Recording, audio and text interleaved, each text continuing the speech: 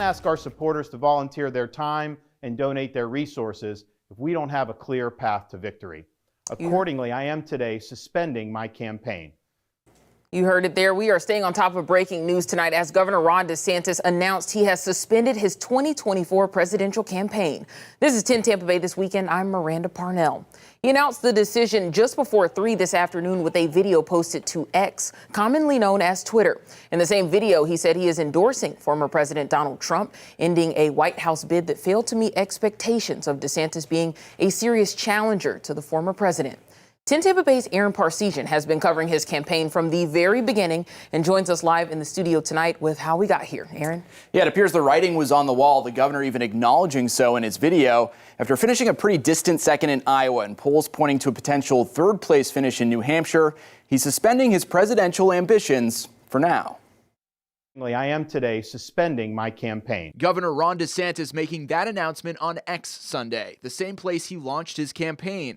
Now it's quiet. Where a glitchy start may have foreshadowed his bid's eventual path. But I can't ask our supporters to volunteer their time and donate their resources if we don't have a clear path to victory. And after a short-time rivalry, he's endorsing former President Donald Trump in 2024 as the GOP field narrows down. He has my endorsement because we can't go back to the old Republican guard of yesteryear. Considered a rising Republican star after his landslide re-election, DeSantis entered the race back in May with millions in the bank, but also a Trump target on him. Ron DeSantis, did anyone ever hear of DeSantis? He did not get into the race right when momentum was working in his favor, and he allowed the Trump campaign to define him with millions of dollars before he jumped into the race. Once seen as the top challenger, DeSantis held a base but failed to gain any ground as the months went on, spending the bulk of his time in the Hawkeye state going all in with a massive door-knocking effort that ultimately fell short. When you get to the larger campaigns like the presidential race,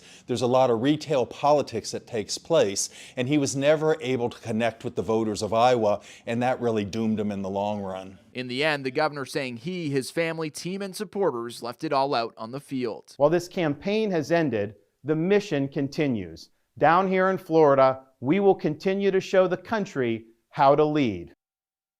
And with that, Aaron, DeSantis still has 2 years left as Florida governor. So what comes for him now after this failed campaign? Well, he still has a young political life speaking. I mean, so he has 2 years left of the governorship where he can appeal to his base, try to drum them up, show that he's an effective leader for their causes.